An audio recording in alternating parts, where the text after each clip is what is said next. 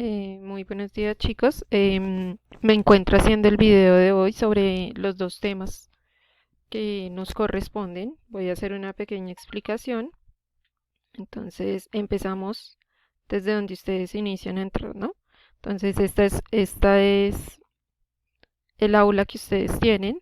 Aquí tenemos el post del día de hoy que corresponde a Fifth Session y están las instrucciones. Entonces, por favor, desarrollarlas en el orden en el que están ahí. El primero pues son los comentarios, de los cuales hasta ahora tengo 19 comentarios. Es decir, que me hacen falta todavía chicos por hacer el comentario en la plataforma. Recuerden que esa es la forma de tomar asistencia. Si ustedes no ponen el comentario ahí, se colocará la falla como si no hubieran asistido a clase. ¿Listo? Ahora, ustedes ya saben, lo primero que deben hacer es entrar al blog, al enlace del blog, que es donde se encuentran los contenidos. Van a buscar la fecha del día de hoy, es decir, que vamos a bajar acá y buscamos el contenido que nos corresponde a la clase del día de hoy. Seguimos bajando, esto es de la clase anterior y encontramos acá. ¿Listos? Fifth session y encontramos date, encontramos quote y encontramos los desempeños que pertenecen al tema. Entonces ustedes ya saben que deben copiar toda la parte teórica, la cual voy a pasar a explicar a continuación. Entonces, em, el tema que nos corresponde el día de hoy es gerunds. ¿Listos? Es el primer tema que vamos a ver. Normalmente, ¿qué es lo que se hace y qué se va a hacer en los ejercicios? Normalmente necesitamos distinguir entre cuando utilizamos un verbo con gerundio y cuando se utiliza un verbo con infinitivo. Así que paso a explicar primero qué es un verbo con infinitivo. Un verbo con infinitivo son aquellos verbos que nosotros no conjugamos de ninguna manera. Entonces, saltar, correr, hablar, mirar. Entonces los dejamos tal cual como están en su forma base. To speak, to laugh, to read, to jump, to make, to do. ¿Listos? Que es lo único que hacemos, le anteponemos al verbo la partícula to. Entonces, to speak, to read, to write, to jump. ¿Listos? Eso sería un verbo en infinitivo. Ahora, vamos a ver qué es un verbo en gerundio. Gerundio es básicamente cuando nosotros le agregamos la terminación ing a un verbo, es decir, la terminación con ing, como vemos en esta parte de acá. Nos dice walking, asking, doing, making. ¿Listos?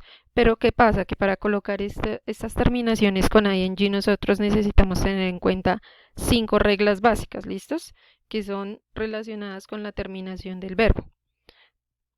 Entonces, la primera regla nos dice que cuando el verbo termina en y, agregamos ing o ing al final del verbo. Y aquí tenemos los ejemplos. Study nos quedaría como studying, crying nos quedaría como crying, fry nos quedaría como frying. ¿Listos? Ahora, cuando el verbo termina en e, se sustituirá esta última por ing. Es decir, cuando tenemos verbos como come, love o smile que terminan todos en e, lo que hacemos es quitar esa e y agregamos ing. Y nos quedaría coming, loving, smiling. La tercera regla nos dice que cuando el verbo termina en doble e, lo único que tenemos que hacer es agregar ing o ing al final. Entonces, si se dan cuenta, tenemos see, agree, and flee, que nos quedaría como seeing, agreeing, and fleeing.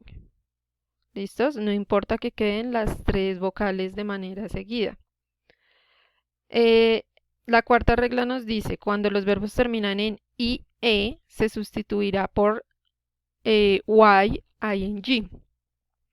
¿Qué quiere decir? Que cuando los verbos terminan en ie, lo que hacemos es quitar esa i latina que tenemos, es decir, quitamos esa ie, agregamos una y agregamos ing. ¿Listos?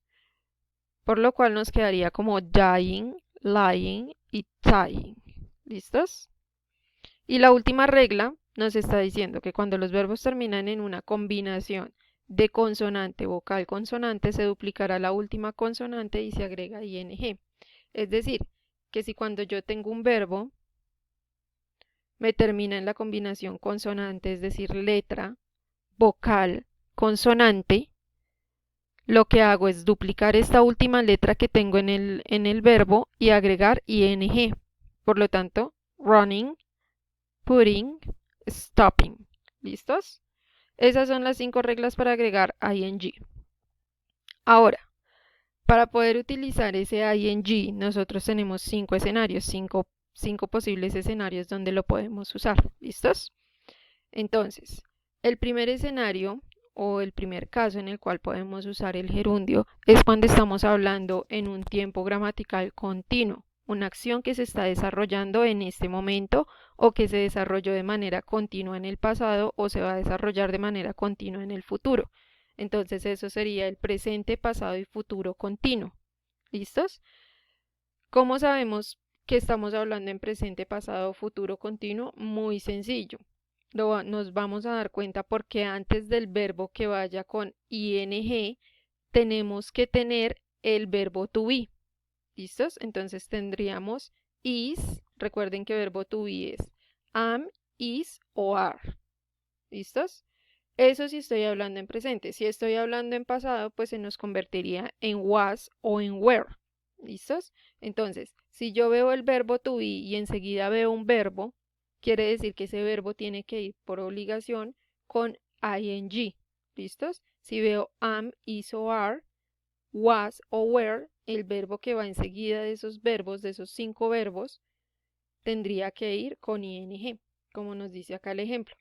Mike is going to the university. Nancy is eating lunch at the school. Y esto que sería una pregunta, ¿are they coming home early? Si se dan cuenta, la terminación que tenemos para el verbo o la traducción al español sería la terminación ando, endo. Entonces, yendo, comiendo, viniendo, andando, esas son las terminaciones del ing únicamente cuando estamos hablando de presente, pasado o futuro continuo. De resto, esta terminación va a cambiar completamente para los otros usos que tenemos. Entonces, si quisiéramos pasar esta oración a pasado o si la encontráramos en pasado para no confundirnos, colocaríamos Mike y como está acompañando el verbo is, pues lo cambiaríamos al verbo was. Mike was going to the university. Y si se dan cuenta, el verbo va a seguir terminando en ing, el segundo verbo. ¿Listos? Entonces, cuando utilizamos presente, pasado y futuro continuo, ¿y cómo lo identificamos? Muy sencillo, porque el primer verbo tiene que ser verbo to be, ya sea en pasado o en presente. ¿Listos? El segundo escenario o el segundo caso en el que utilizamos el gerundio es cuando este gerundio pasa a ser, o este verbo con gerundio pasa a ser el sujeto de la oración.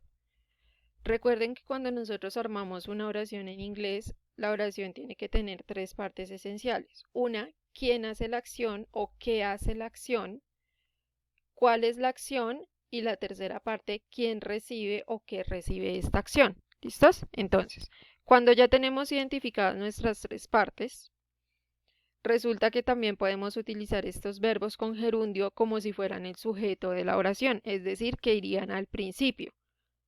¿Listos? Como vemos aquí en la oración. Dancing is my passion. Pero ¿qué sucede? ¿Recuerdan que yo les dije que ya no se podía utilizar la terminación ando, endo? Pues resulta que como este verbo con gerundio pasa a ser un sujeto, es decir, un sustantivo, pues la terminación ya no puede ir con ando, endo porque no estoy conjugando. Quiere decir que pasa a ser un sustantivo y pasa a ser un objeto o una acción que se está realizando simplemente sin ningún tipo de conjugación. Quiere decir que ya el significado ya no va a ser bailando, sino va a ser bailar. Bailar es mi pasión. Cooking, que sería cocinar. Si yo lo traduzco con la terminación ando, endo, sería cocinando. Pero como es nuestro sujeto en la oración, va a ser cocinar simplemente. Cocinar es lo que amo. Reading. No sería leyendo, sino sería leer. Leer es mi pasatiempo favorito. Reading is my favorite pastime. ¿Listos? Entonces, dos cosas importantes que recalcar. Una, recuerden que la terminación cuando es el sujeto de la oración, el verbo con ing ya no tendría terminación de ando, endo, sino que sería un sustantivo. ¿Listos? Y segundo, el verbo to be que se va a utilizar en este caso o en este uso siempre va a ser is, porque nunca se va a poder utilizar el verbo con gerundio en forma plural. Siempre se va a utilizar de manera singular. ¿Listos? Ahora, el tercer uso que tenemos de ing es que siempre el verbo que esté después de una preposición en inglés va a llevar ing. ¿Listos? Entonces, siempre que haya una preposición y enseguida de esa preposición haya un verbo, siempre este verbo va a llevar ing al final, va a tener que tener gerundio, como lo dice acá en los ejemplos. The key is opening the door. The key is to open the door, to opening the door, perdón. Entonces el to es nuestra preposición, after es nuestra preposición to y en el último caso before. ¿Listos? Y si se dan cuenta, todos los verbos que continúan a esas preposiciones o que preceden a esas preposiciones van con ing. Estos cuadros que ustedes tienen acá representan o tienen todas las 84 preposiciones que hay en inglés. ¿Listos? Lo que hay en negrilla son las palabras, las preposiciones, y lo que hay al frente es la pronunciación. Esa pronunciación ustedes no la van a copiar, simplemente la van a eliminar. Van a copiar únicamente las palabras que están en negrilla de cada uno de los cuadros, que son las preposiciones, lo que nos interesa en este momento. ¿Listos? El cuarto uso que tenemos del verbo con ing o del gerundio es muy sencillo. ¿Listos? Es cuando convertimos este verbo, al agregarle ing, lo convertimos en un adjetivo. ¿Listos? Recordemos que los adjetivos nos dan información o características adicionales sobre el sustantivo o sobre la acción que se está llevando, ya sea sobre la persona que hace la acción o sobre la acción que se está haciendo. ¿Listos? Entonces, si hay una oración y nosotros queremos agregarle más información sobre la acción, es decir, estamos respondiendo a un cómo se hace esta acción, eh, agregamos ing al verbo que tenemos. ¿Listos? Entonces, em, por ejemplo acá, it was challenging the game. ¿Listos? Estamos hablando de un juego y estamos diciendo que el juego fue que como necesitamos dar una característica, tenemos el verbo desafiante o desafiar más bien. ¿Listos? El verbo desafiar. Cuando nosotros le agregamos ing, lo estamos convirtiendo en una característica, en un adjetivo. Y su significado ya será desafiante. ¿Listos? Lo mismo que acá. Interés, que sería interés. Pero como es una característica, es un adjetivo que estamos dando, le agregamos ing y automáticamente se nos convierte en interesante. ¿Listos? Lo mismo jumping. Jumping es saltar. Pero como es una característica de una cuerda que estamos dando, entonces, si ven, el significado varía y no se queda siempre constante. ¿Listos? Entonces agregamos ing cuando tenemos o cuando queremos dar una característica de una acción que se está realizando y necesitamos adjetivar un verbo que ya tenemos. ¿Listos? Y por último, el quinto uso, que es parecido al de las preposiciones, al número 3, es que cuando después de ciertos verbos, cuando tenemos estos verbos, y después de este verbo sigue otro verbo, este otro verbo que sigue tiene que por obligación llevar ing. Es decir, I admit, I admit seeing the movie. Yo admití ver la película. ¿Listos? I like eating pizza.